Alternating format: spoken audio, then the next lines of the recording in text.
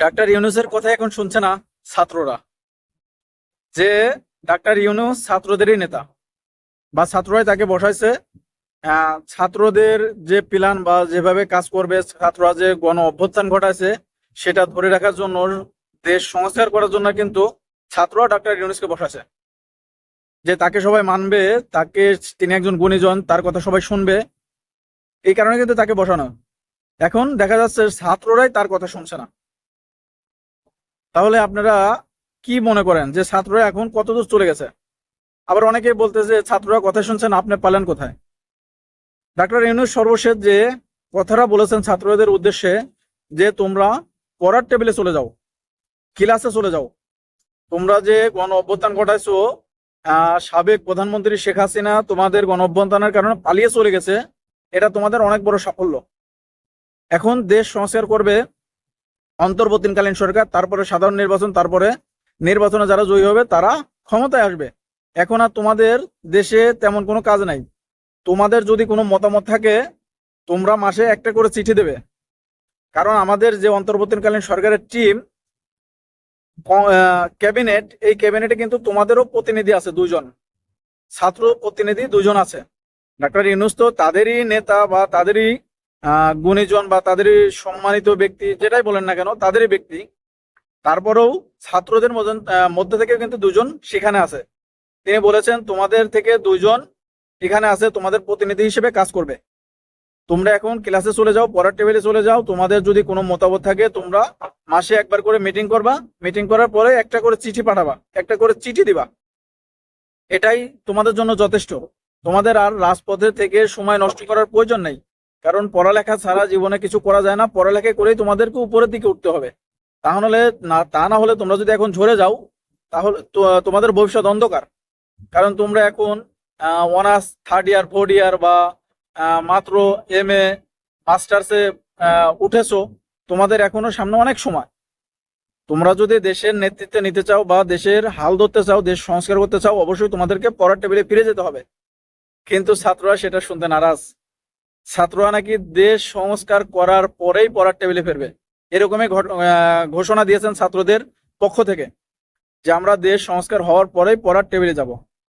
আসলে ভাই, দেশ সংস্কার এটা তো আসলে মুখ দিয়ে বললাম সে হয়ে গেল, সেরকম না। দেশ সংস্কার হতে অনেক সময় লাগবে, অনেক পথ পাড়ি দিতে হবে, তারপরে না দেশ সংস্কার হবে। এতদিন কি তোমরা মাঠে থাকবা, রাজপথে থাকবা?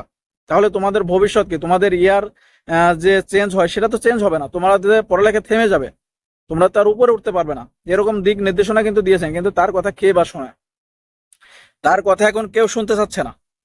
কারণ ছাত্রদের দেখেছেন যে তারা যে নতুন দল গঠন করেছে, নাগরিক কমিটি, এই কমিটির বিভিন্ন জায়গায় গিয়ে যারা এই আন্দোলনে ওপারে পরপারে চলে গেছেন, তাদের ফ্যামিলির সঙ্গে দেখা করা, তাদের ভাই বোনেদের সঙ্গে মত বিনিময় করা, আর যে সমন্বয়ক ছিল বিভিন্ন জেলায়, সেই সমন্বয়কদের সঙ্গে সাক্ষাৎ করা, মত বিনিময় সভা করা, এগুলো করতে গিয়ে কিন্তু তারা অনেক বিপদের সম্মুখীন হচ্ছেন। অনেক জায়গা গন্ডগোল হচ্ছে, অনেক জায়গা মারামারি হচ্ছে। অনেক সময় দেখা যাচ্ছে বিএনপির পোলাপান সেখান থেকে সরে যাচ্ছে, জামাতের পোলাপান সেখান থেকে সরে যাচ্ছে, আবার ছাত্রলীগ তো নেই। তাহলে তাদের পিছনে অনেকে কিন্তু থাকছেন না। তা যদি এরকম আরো সামনে 2, 4, 6 মাস চলতে থাকে, তাহলে তো তাদের পিছনে আর কেউ থাকবে না। এই কারণে এখন তাদের একটা জনসমর্থন আছে।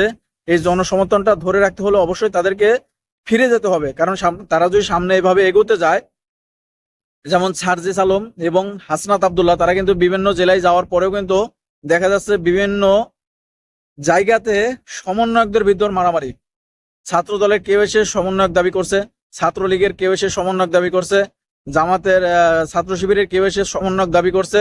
সাধারণ যে সমন্বয়ক আছে তাদের ভিতরে একটা বিভ্রান্তি তৈরি হচ্ছে, গ্রুপ 2টা হয়ে যাচ্ছে, 3টা হয়ে যাচ্ছে, মারামারি লেগে যাচ্ছে, সেখানে মত বিনিময় সভা পণ্ড হয়ে যাচ্ছে।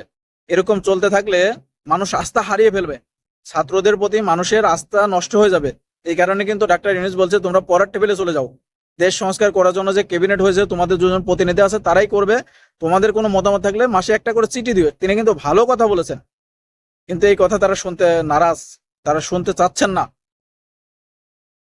তাহলে বোঝেন, যদি তারা এরকম আরো 1 মাস, 2 মাস, 3 মাস, 6 মাস সামনে দিকে এগিয়ে যাওয়ার জন্য মাঠে থাকে, পড়ালেখা বাদ দিয়ে, তাদের পিছন থেকে ছাত্রলীগ সরে গেছে, ছাত্রলীগ তো আগেই সরে গেছে, জামাতের পোলাপান সরে যাবে, বিএনপির পোলাপান সরে যাবে, তাহলে তাদের পিছনে কিন্তু সাধারণ যে শিক্ষার্থীরা ছিল তারাও কিন্তু বিরক্ত হয়ে অনেকেই সরে যাবে। তাহলে তাদের পিছন যখন শূন্য হয়ে যাবে তখন তারা জনসমর্থনহীন হয়ে পড়বে, তখন তাদের যে সামনে যাওয়ার বা দেশ সংস্কারের যে প্রক্রিয়া সেটা কিন্তু থমকে যাবে। এটা কিন্তু তারা বুঝতে যাচ্ছে না, কিন্তু ডক্টর ইউনূস ঠিকই বুঝতে পেরেছেন এবং তিনি এটা বুঝতে পেরে তাদেরকে এই অনুরোধ করেছেন, কিন্তু তারা অনুরোধ শুনতে নারাজ। তারাই ডক্টর ইউনূসকে কড়াবার্তায় বলেছেন যে আমরা সরকার বসাতেও পারি, সরকার নামাতেও পারি। তাহলে বোঝেন যে তাদের বার্তা বা তাদের চিন্তা ভাবনা কতটা কঠিন হয়ে যাচ্ছে। তারা হয়তো ভবিষ্যৎ দেখতে পাচ্ছে না, কারণ আপনারা দেখেন যে এই 25, 26, 30 বছরের পোলাপান যে দেশ চালাবে, দেশ সংস্কার করবে, এটা তো হয় না। তারা হয়তো ক্যাবিনেটে থাকতে পারে, দেশ তো চালাবে যারা 40 বছর 50 বছর বা তারও ঊর্ধ্বে যারা বিজ্ঞ, তারা দেশ চালাবে। হয়তো জুনিয়ররা বা তরুণরা সেখানে থাকবে, অবশ্যই তারা মতামত দিতে পারবে, কিন্তু তারা যে রাজপথে থাকে এরকম পড়ালেখা বাদ দিয়ে দিনের পর দিন রাতের পর রাত এভাবে সময় নষ্ট করবে, এটা তো হতে দেওয়া যায় না। ডক্টর ইউনূস কিন্তু সেই কথাগুলোই বলতে চেয়েছেন বা বলেছেন, সেটা কেউ শুনবে না। তা দর্শক, আপনাদের কাছে এই ভিডিওটি পৌঁছানোর একটাই কারণ হলো আপনাদের মতামত কি, আপনারা তাদের বিষয়ে কি বলতে চান, তাদের আপনাদের যে মন্তব্য তাদের বিষয়ে ছুড়ে দিতে চান সেটা অবশ্যই কমেন্ট বক্সে জানিয়ে যাবেন, কারণ আপনাদের মন্তব্য দেখে কিন্তু পরবর্তী ভিডিও আসবে এবং তারা হয়তো সেখান থেকে সরেও আসতে পারে। তো দর্শক, এই ছিল আজকের ভিডিওটি। সবাই ভালো থাকবেন, ভালো লাগলে ভিডিও শেয়ার করবেন। আল্লাহ হাফেজ।